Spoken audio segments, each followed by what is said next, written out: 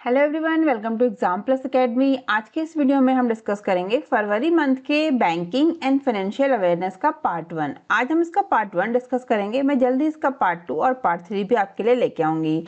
और इस वीडियो की कंप्लीट पीडीएफ फाइल यानी कि हमारे फरवरी मंथ की कंप्लीट पीडीएफ फाइल जिसमें पार्ट 1, पार्ट 2 और पार्ट 3 आपको हमारे लास्ट पार्ट यानी कि पार्ट 3 आने के बाद आप लोग डाउनलोड कर सकते हैं नीचे दिए गए लिंक से। तो चलिए शुरू करते हैं आज का सेशन। पहला क्वेश्चन है, how much amount has been extended by the Exim Bank as a line of credit to Sri Lanka? यानी कि एक्जिम बैंक द्वारा श्रीलंका को लाइन ऑफ क्रेडिट के रूप में कितनी राशि प्रदान की गई है, ये क्वेश्चन में पूछा गया है। तो सही आंसर क्या हो जाएगा?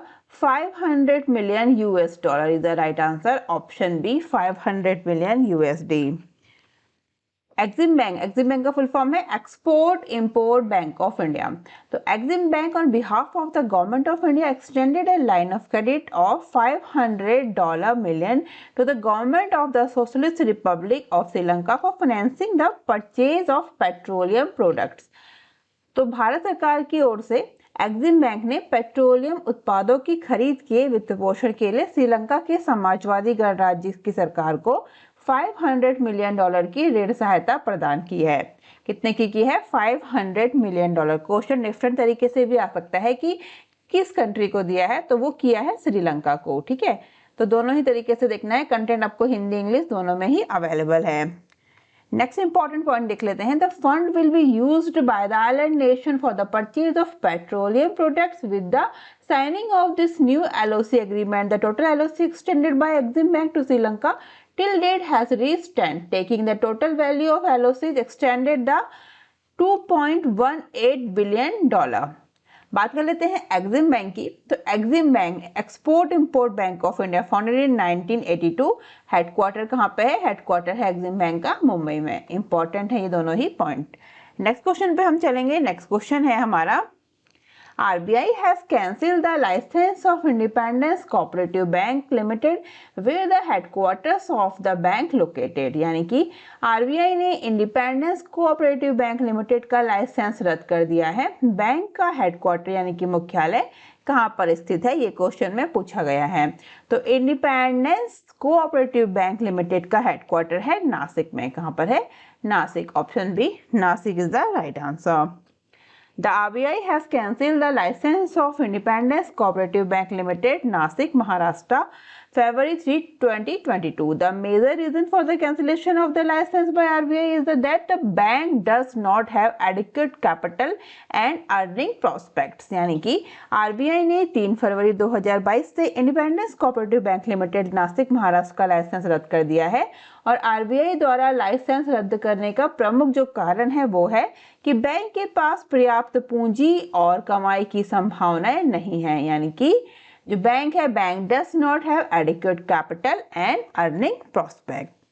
अदर इंपॉर्टेंट पॉइंट है, the mean that it does not compare with the provision of section 11 and section 22 read with section 56 of the banking regulation act 1949।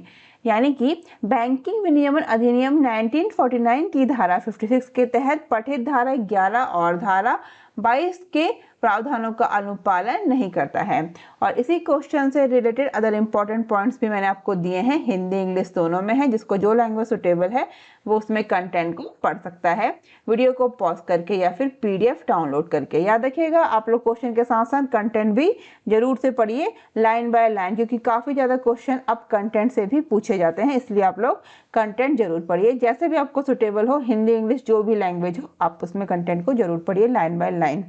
बात कर लेते हैं DICGC की। DICGC का फुल फॉर्म क्या है? Deposit insurance and credit guarantee corporation. क्या है? I repeat, deposit insurance and credit guarantee corporation is the full form of DICGC। Chairperson है Michael Patra. Founded in 15 July 1978। Headquarter है इसका मुंबई महाराष्ट्र में।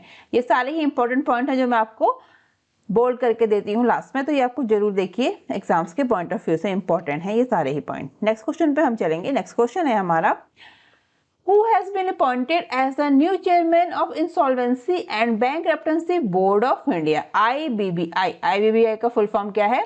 Insolvency and Bankruptcy Board of India is a full form of IBBI. यानी कि भारतीय दिवाला और दिवालियापन बोर्ड के नए अध्यक्ष के रूप में किसे नियुक्त किया गया है, ये क्वेश्चन में पूछा गया है। तो किसे किया गया है? Ravi Mittal. Option D, Ravi Mittal is the right answer. The former Secretary Department of Sports Ravi Mittal has been appointed as the chairman of Insolvency and Bankruptcy Board of India. As per the notification issued by the Ministry of Corporate Affairs, he is 1986 batch IAS officer from Bihar cadre. He will serve as the chairman of IBBI for a term of 5 years or till he attains 65 years of age, whichever is early. तो corporate मामलों के मंत्रालय द्वारा अधिसूचना के अनुसार खेल विभाग के पूर्व सचिव हैं रवि मित्तल। इनको insolvency and bankruptcy board of India का अध्यक्ष नियुक्त किया गया है। इस पिक्चर में आप देख सकते हैं, ये है रवि मित्तल। ये बिहार कैडर के 1986 बैच के आईएएस ऑफिसर हैं। Insolvency and bankruptcy board of India का हेडक्वार्टर कहाँ पे है? न्यू दिल्ली में हेडक्वार्टर है and founded in 1 October 2016। Next question पे हम चलेंगे। नेक्स्ट क्वेश्चन है, which bank has partnered with the ministry of culture to set up Aatmanirbhar Bharat centre for design at red fort? यानी कि लाल किले में आत्मनिर्भर भारत सेंटर फॉर डिजाइन स्थापित करने के लिए किस बैंक ने संस्कृति मंत्रालय के साथ भागीदारी की है, ये क्वेश्चन में पूछा गया है। तो वो की है स्टेट बैंक ऑफ इंडिया ने। एसबीआई जो है इसका वो सही आंसर है। The SBI has signed a tripartite memorandum of unit understanding MOU with the Indira Gandhi Center for the Arts and National Culture Fund NCF of the Ministry of Culture for Development at Atmanirbhar Bharat Center for Design at L one barrack red fort in Delhi. यानी कि SBI ने संस्कृति मंत्रालय के इंदिरा गांधी कला केंद्र और राष्ट्रीय संस्कृति कोष के साथ दिल्ली के लाल किले के एलवन बैराक में आत्मनिर्भर भारत डिजाइन केंद्र के विकास के लिए त्रिपक्षीय समझौता ज्ञापन पर हस्ताक्षर किए हैं। इस क्वेश्चन के रिगार्डिंग अदर इंपॉर्टेंट पॉइंट्स आपको दिए गए हैं, आप इनको देख सकते हैं वीडियो को पॉज करके या फिर पीडीएफ डाउनलोड करके। नेक्स्ट क्वेश्चन पे हम चलेंगे। नेक्स्ट क्वेश्चन है हमारा, Which of the following companies recently bought Destiny game developer Bungie for $3.6 billion? यानी कि निम्नलिखित में से किस कंपनी ने हाल ही में डेस्टिनी गेम डेवलपर बंगी को $3.6 बिलियन में खरीदा है, ये क्वेश्चन में पूछा गया है। तो वो खरीदा है सोनी ने। किसने खरीदा है? Sony. Option B is the right answer. Sony group corporation is purchasing Bungie the US video game developer behind the popular Destiny and Halo franchise for $3.6 billion to bolster its stable of game making studios. यानी कि Sony group corporation लोकप्रिय Destiny और Halo franchise के माध्यम से के पीछे US video game developer Bungie Inc को गेम बनाने वाले स्टूडियो को अपने स्थिर को मजबूत करने के लिए $3.6 बिलियन में खरीद रहा है। कौन? Sony group corporation. Other important point इस क्वेश्चन के रिगार्डिंग आपको दिए हैं, आप देख सकते हैं। नेक्स्ट पे चलेंगे हम। नेक्स्ट क्वेश्चन है हमारा, वेदांत Limited has tied up a facility of ₹8,000 crore replacement facility with which bank? यानी कि वेदांत लिमिटेड ने किस बैंक के साथ 8,000 करोड़ रुपए की सुविधा का करार किया है, ये क्वेश्चन में पूछा गया है। तो वो किया है यूनियन बैंक ऑफ इंडिया। सही आंसर क्या हो जाएगा? Union bank of India. Vedant Limited has tied up a facility of ₹8,000 crore replacement facility with Union Bank of India at 7.75% to take over the majority of the syndicate facility after discussion with lenders। यानी कि वेदांत limited ने उधारकर्ताओं के साथ विचार विमर्श के बाद अधिकांश जो सिंडिकेट सुविधा को संभालने के लिए यूनियन बैंक ऑफ इंडिया के साथ 7.75 पर 8,000 करोड़ रुपए की सुविधा का करार किया है। किसने किया है? वेदांत लिमिटेड ने। किस बैंक के साथ किया है? तो किया है यूनियन बैंक ऑफ इंडिया के साथ। अदर इंपॉर्टेंट पॉइंट है इसके, आप देख सकते हैं इनको। हम बात कर लेते हैं यूनियन बैंक ऑफ इंडिया की। तो यूनियन बैंक ऑफ इंडिया का हेडक्वार्टर है मुंबई महाराष्ट्र में और CEO है राजकिरण राय जी, फाउंडेड 11 नवंबर 1919 मुंबई महाराष्ट्र। नेक्स्ट क्वेश्चन पे चलेंगे। नेक्स्ट क्वेश्चन है, in the phase 1 banks will transfer 15 NPA account stress asset worth dash to National Asset Reconstruction Company Limited NARCL in financial year 22। यानी कि चरण 1 में बैंक वित्त वर्ष 2012 में 2022 हो गए यहाँ पे 22 में डैश मूल्य के 15 NPA खाते national asset reconstruction company limited को हस्तांतरित करेंगे। तो कितने करेंगे ये क्वेश्चन में पूछा गया है। सही आंसर क्या हो जाएगा? ₹50,000 crore is the right answer of this question. As per SBI chairman Dinesh Kumar Khara, national asset reconstruction company limited NARCL और बेड बैंक इंडिया डेप्ट resolution company limited IDRCL are ready to commence operations. यानी कि SBI के अध्यक्ष दिनेश कुमार खारा के अनुसार NARCL या बेड बैंक और इंडिया डेप्ट रेजोल्यूशन कंपनी लिमिटेड परिचालन शुरू करने के लिए तैयार है। अदर इंपॉर्टेंट पॉइंट्स इस क्वेश्चन के रिगार्डिंग आप देख सकते हैं। नेक्स्ट पे चलेंगे हम। नेक्स्ट क्वेश्चन है हमारा, according to national statistical office NSO for the financial year 2021 Indian economy contracted by dash in 2021। यानी कि वित्त वर्ष 2020-21 के लिए राष्ट्रीय सांख्यिकी कार्यालय के अनुसार भारतीय अर्थव्यवस्था ने 2020-21 में डैश अनुबंधित किया है। कितना किया है? 6.6% is the right answer. The NSO Ministry of Statistics and Program Implementation MOSPI released the first revised estimates of national income, consumption, expenditure, saving and capital formation for the financial year 2021। यानी कि राष्ट्रीय सांख्यिकी कार्यालय सांख्यिकी और कार्यक्रम कार्यान्वयन मंत्रालय ने वित्तीय वर्ष 2020-21 के लिए राष्ट्रीय आय, उपभोग, व्यय, बचत और पूंजी निर्माण का पहला संशोधित अनुमान जारी किया है। नेक्स्ट क्वेश्चन पे हम चलेंगे। नेक्स्ट क्वेश्चन है हमारा, what is the global rank of LIC in the brand finance most valuable insurance brand इन 2022। यानी कि 2022 में ब्रांड फाइनेंस के सबसे मूल्यवान बीमा ब्रांड में LIC जीवन बीमा निगम की वैश्विक रैंक क्या है? तो क्या है? रैंक है 10th, option D 10th rank है LIC की। As per the brand valuation reported released by the brand finance, LIC has been ranked at 10th in the list of insurance brands globally. LIC is the only Indian insurance company in the top 10 list. यानी कि brand finance द्वारा जारी एक brand valuation report के अनुसार LIC को विश्व स्तर पर बीमा ब्रांडों की सूची में 10वें स्थान पर रखा गया है। किसको रखा गया है? LIC को। और भारत से यानी कि इंडिया से एकमात्र LIC को ही इसमें LIC जो है वो शीर्ष 10 यानी कि टॉप 10 की लिस्ट में शामिल है। कौन सी कंपनी है? LIC। नेक्स्ट पे हम चलेंगे। LIC की बात करते हैं। LIC के चेयरपर्सन है MR कुमार, हेडक्वार्टर है मुंबई और फाउंडेड इन 1 सितंबर 1956। LIC की स्थापना कब हुई थी? 1 सितंबर 1956 में। अदर इंपॉर्टेंट पॉइंट्स इस क्वेश्चन के रिगार्डिंग आप देख लीजिए, हिंदी और इंग्लिश दोनों में ही अवेलेबल है। इनको आपने लाइन बाय लाइन पढ़ना है, वीडियो को पॉज करके या फिर PDF डाउनलोड करके।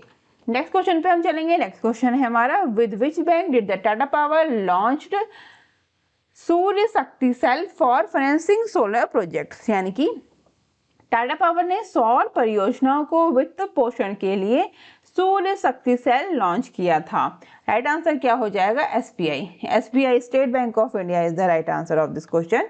SBI has launched a dedicated centralized processing cell named Surya Shakti Cell with the objective of strengthening the existing finance arrangement for solar power project. SBI has collaborated with Tata Power Solar System Limited, a Tata Power company for financing solar power projects। यानी कि SBI ने सौर ऊर्जा परियोजनाओं के लिए मौजूदा वित्त पोषण व्यवस्था को मजबूत करने के उद्देश्य से सूर्य शक्ति सेल नामक एक समर्पित केंद्रीकृत प्रसंस्करण सेल लॉन्च किया है।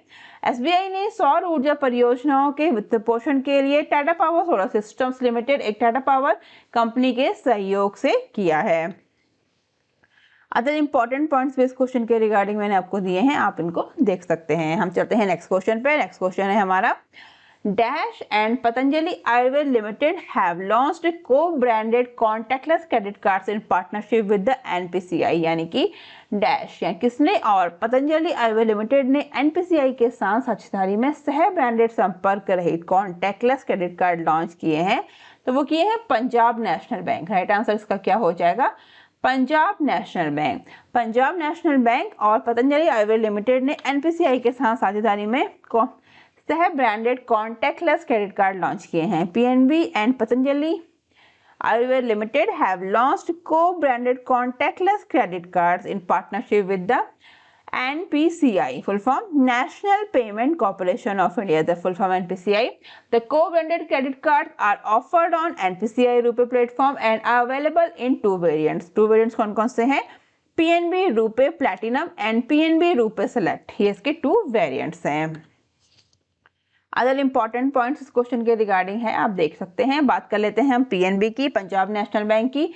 PNB founded 1894, headquarter new Delhi and MD CEO कौन है पीएनबी के? अतुल कुमार गोयल। टैगलाइन है the name you can bank upon. किसका टैगलाइन है? पंजाब नेशनल बैंक का। पतंजलि आयुर्वेद की बात करें, founded in January 2006, headquarter Haridwar, founder है रामदेव बालकृष्ण।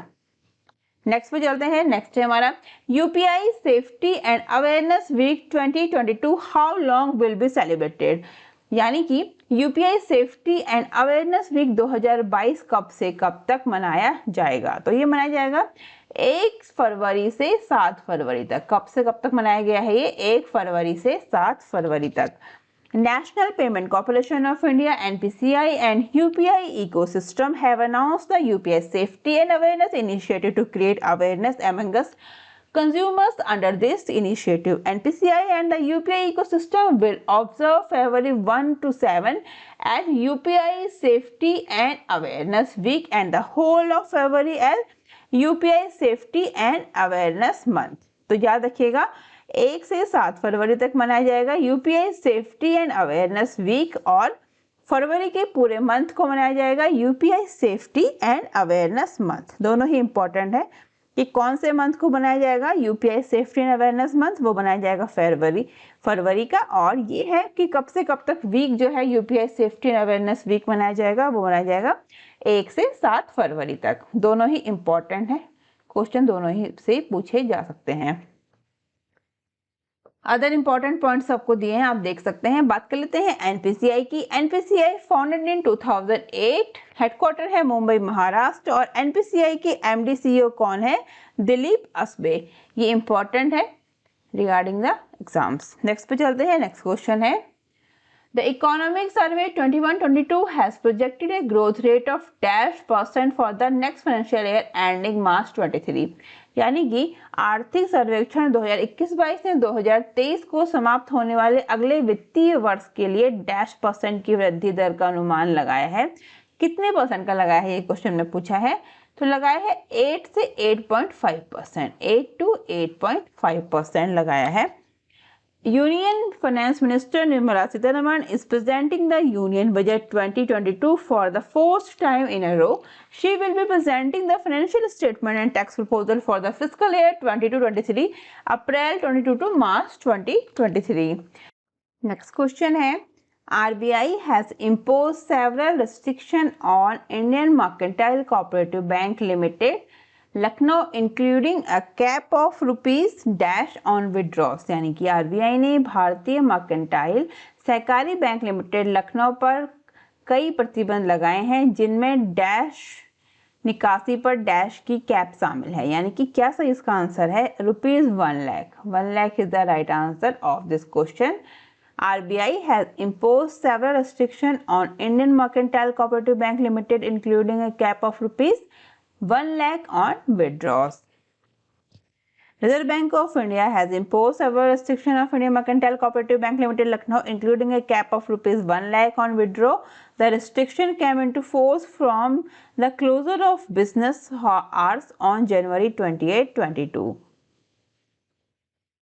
नेक्स्ट क्वेश्चन पे हम चलेंगे। नेक्स्ट क्वेश्चन है हमारा, SPMCIL has set up two new banks note printing lines, where are these two located? यानी कि SMPCIL ने 2 नए बैंक नोट प्रिंटिंग लाइनों की स्थापना की है। ये दोनों कहाँ पर स्थित हैं, ये क्वेश्चन में पूछा गया है। तो ये है Nashik and Dewas. Option A is the right answer. Security printing and mining corporation of India limited SPMCIL has set up a new banknote printing lines at its currency note press Nasik and bank note press Devas in India for printing presses for printing and supply of banknotes. तो security printing and mining corporation of India limited ने अपने currency note press Nashik और bank note press Dewas में नई bank note printing line स्थापित की है और भारत में बैंक नोटों की छपाई और आपूर्ति के लिए 4 प्रिंटिंग प्रेस हैं। These are at Devas in MP, Nasik in Maharashtra, Mysore in Karnataka and Saboni in West Bengal. तो ये सभी मेंशन है इसमें कहाँ पे है। मध्य प्रदेश के देवास में, महाराष्ट्र के नासिक, कर्नाटक के मैसूर और पश्चिम बंगाल के सालबोनी में ये स्थित हैं। अदर इंपॉर्टेंट पॉइंट है, आप इसको देख सकते हैं। बात कर लेते हैं SPMCIL के चेयरमैन एंड MD कौन है? तृप्ति पात्र घोष और founded in 10th of February 2006। Next question है हमारा, Which bank have chosen the following for the financing of Air India old debt? यानी कि एयर इंडिया के पुराने कर्ज के वित्त पोषण के लिए टाटा समूह ने निम्न में से किन बैंकों को चुना है? तो सही आंसर हो जाएगा ऑल ऑफ दीज, यानी कि option D is the right answer. SBI, HDFC, BOB, bank of Baroda, ये सभी इसमें शामिल हैं, इसलिए option D is the right answer. Tata Group has chosen SBI, Bank of Baroda and HDFC as preferred banker for Air India. Recently, Tata Group has taken over Air India from the government. यानी कि टाटा समूह ने air India के लिए SBI, bank of Baroda और HDFC को पसंदीदा बैंकरों के रूप में चुना है। हाल ही में टाटा समूह ने सरकार से एयर इंडिया का अधिग्रहण किया है। इस क्वेश्चन के रिगार्डिंग अदर इंपॉर्टेंट पॉइंट्स मैंने आपको दिए हैं, इनको आप जरूर पढ़िए लाइन बाय लाइन, वीडियो को पॉज करके या फिर PDF डाउनलोड करके। नेक्स्ट क्वेश्चन पे हम चलेंगे। नेक्स्ट क्वेश्चन है हमारा, state bank of India has issued dash Formosa bonds and listed the issuance of India INX gift IFSC। State bank of India ने डैश फॉर्मोसा बॉन्ड जारी किए हैं और भारत INX उपहार IFSC पर जारी करने के लिए सूचीबद्ध किया है। राइट आंसर क्या हो जाएगा? $300 million is the right answer, option D. SBI has issued $300 million Formosa bonds and listed the issuance of India INX gift IFSC. The lender is the first Indian entity to raise money through Formosa bond, which is a bond issue in Taiwan. यानी कि SBI ने $30 करोड़ के Formosa bond जारी किए हैं और India INX gift IFSC पर जारी करने को सूचीबद्ध किया है। ऋणदाता फॉर्मोसा बॉन्ड के माध्यम से धन जुटाने वाली पहली भारतीय इकाई है जो ताइवान में जारी एक बॉन्ड है। इसके रिगार्डिंग आप देख सकते हैं अदर इंपॉर्टेंट पॉइंट। बात कर लेते हैं SBI की। फाउंडेड 1 जुलाई 1955, हेडक्वार्टर मुंबई महाराष्ट्र, चेयरमैन है दिनेश कुमार खारा। नेक्स्ट क्वेश्चन है, pops is India's first intelligent messenger, which entity has launch this facility. यानी कि पॉप्स भारत का पहला इंटेलिजेंट मैसेंजर है, किस इकाई ने इस सुविधा को लॉन्च किया है, ये क्वेश्चन में पूछा गया है। तो वो किया है पेटीएम मनी ने। किसने किया है? Paytm money. Paytm Money has introduced India's first intelligent messenger called POPs. The company has launched POPs with which users can receive specific information related to their stocks, analysis about their portfolio, market news and important market movements in an easy to consume format, all in one place. यानी कि Paytm money ने भारत का पहला intelligent messenger pops पेश किया है और company ने पॉप्स लॉन्च किया जिसके साथ यूजर्स अपने स्टॉक से संबंधित विशिष्ट जानकारी, अपने पोर्टफोलियो के बारे में विश्लेषण और मार्केट न्यूज़ और इम्पॉर्टेंट बाजार की जो जितनी भी मार्केट न्यूज़ के अलावा मार्केट एनालिसिस हैं उनको एक आसान उपभोग प्रारूप में सभी एक ही स्थान पर प्राप्त कर सकते हैं। अदर इम्पॉर्टेंट पॉइंट आप देख सकते हैं। बात करें पेटीएम मनी की तो CEO हैं वरुण श्रीधर, हेडक्वार्टर है Bengaluru, founded in 20 September 2017।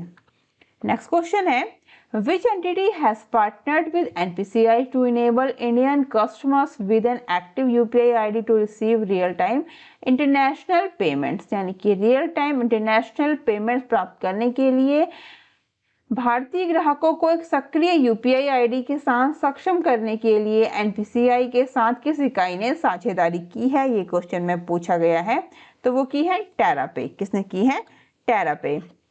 टेरापे has signed MOU with NPCI International Payments Limited (NIPL) to allow Indian customers with an active UPI ID to receive real-time international payments into their bank accounts via TeraPay Secure Payments technology. It will enable a seamless and convenient cross-border remittance experiences. यानी कि टेरापे ने NPCI या NIPL के साथ समझौता ज्ञापन पर हस्ताक्षर किए ताकि सक्रिय यूपीआई आईडी वाले भारतीय ग्राहकों को टेरापे की सुरक्षित भुगतान तकनीक के माध्यम से अपने बैंक खातों में वास्तविक समय अंतर्राष्ट्रीय भुगतान करने की अनुमति मिल सके। यह एक सहज और सुविधाजनक सीमा पार प्रेषण अनुभव को सक्षम करेगा। बात करें एनपीसीआई की तो फाउंडेड इन 2008, हेडक्वार्टर है मुंबई महाराष्ट्र। एनपीसीआई के एमडी सीईओ है दिलीप असबे। नेक्स्ट क्वेश्चन पे चलेंगे। नेक्स्ट क्वेश्चन है हमारा, Which tech giant has partnered with Bharti Airtel to invest $1 billion to accelerate the growth of India's digital ecosystem? तो भारत के डिजिटल इकोसिस्टम के विकास में तेजी लाने के लिए किस टेक जायंट ने भारती एयरटेल के साथ $1 अरब अमेरिकी डॉलर का निवेश करने के लिए साझेदारी की है? तो वो की है गूगल ने। किसने की है? गूगल ने। Bharti Airtel and Google have announced a long-term partnership agreement to accelerate the growth of India's digital ecosystem. Under the deal, Google will invest $1 billion in Airtel. यानी कि भारती एयरटेल और गूगल ने भारत के डिजिटल इकोसिस्टम के विकास में तेजी लाने के लिए एक दीर्घकालिक साझेदारी समझौते की घोषणा की है। सौदे के तहत गूगल एयरटेल में $1 बिलियन अमेरिकी डॉलर का निवेश करेगा। अदर इंपॉर्टेंट पॉइंट आप देखिए, बात कर लेते हैं। भारती एयरटेल के सीईओ हैं गोपाल विठल और फाउंडर हैं सुनील भारती मित्तल, फाउंडेड इन 7 जुलाई 1995। गूगल के CEO Sundar Pichai, founded in 4 सितंबर 1998 कैलिफोर्निया यूएस, और फाउंडर हैं लैरी पेज स्टेगरिबिन। किसकी बात हो रही है यहाँ पे? सर्चिबिन एंड लैरी पेज जो है वो फाउंडर हैं गूगल के। गूगल एंड भारतीय एयरटेल के इंपॉर्टेंट पॉइंट्स। नेक्स्ट पे चलते हैं। नेक्स्ट क्वेश्चन है हमारा, Who has been appointed as the new Chief Economic Advisor to the Government of India? तो भारत सरकार को एक नए मुख्य आर्थिक सलाहकार के रूप में नियुक्त किया गया है। तो किसको किया गया है? वो किया गया है वी अनंथा नागेश्वरन। किसको किया गया है? V Anantha Nageswaran. The Government of India has appointed Dr. V. Anantha Nageshwaran as the new Chief Economic Advisor. The announcement came days ahead of presentation of the 2022 Union Budget on February 1st and the tabling of the 21-22 Economic Survey on January 31st. तो भारत सरकार ने doctor V आनंद नागेश्वरन को नया मुख्य आर्थिक सलाहकार नियुक्त किया है। यह घोषणा 1 फरवरी को 2022 को केंद्रीय बजट की प्रस्तुति और 31 जनवरी को 2022 के आर्थिक सर्वेक्षण की प्रस्तुति से कुछ दिन पहले ही आई है। This post will lying vacant since December 17, 2021 when K.V. Subramaniam left the office. He is a former member of the Prime Minister Economic Advisory Council. तो ये पद जो था वो 17 दिसंबर 2021 से खाली पड़ा था जब के.वी. सुब्रमण्यम ने कार्यालय छोड़ा था। वह प्रधानमंत्री की आर्थिक सलाहकार परिषद के पूर्व सदस्य थे। कौन? के.वी. सुब्रमण्यम। तो फ्रेंड्स, आज के इस वीडियो को हम यहीं पे समाप्त करते हैं। ये हमने फरवरी मंथ का complete banking and financial awareness लिया है। ये हमारा पार्ट 1 है। जल्द ही मैं इसका पार्ट 2 भी आपके लिए लेके आऊंगी और आप लोग वीडियो को पॉज करके PDF डाउनलोड करके लाइन बाय लाइन कंटेंट को जरूर पढ़ें, क्योंकि कंटेंट से काफ़ी ज़्यादा क्वेश्चन एग्जाम्स में पूछे जाते हैं। और आप लोग हमसे डिफरेंट सोशल मीडिया प्लेटफॉर्म पर भी जुड़ सकते हैं। Instagram, Facebook, Telegram, Twitter, Gmail, WhatsApp का लिंक आपको नीचे डिस्क्रिप्शन बॉक्स में मिल जाएगा। अगर आप चैनल पर नए हैं तो सब्सक्राइब करके बेल आइकन दबाना बिल्कुल ना भूलें, जिससे आपको अदर इंपॉर्टेंट वीडियोस की नोटिफिकेशन सबसे पहले मिल सके। तो जल्दी मिलते हैं हमारे नेक्स्ट वीडियो में। आज के लिए बस इतना ही। Thank you. Thanks for watching.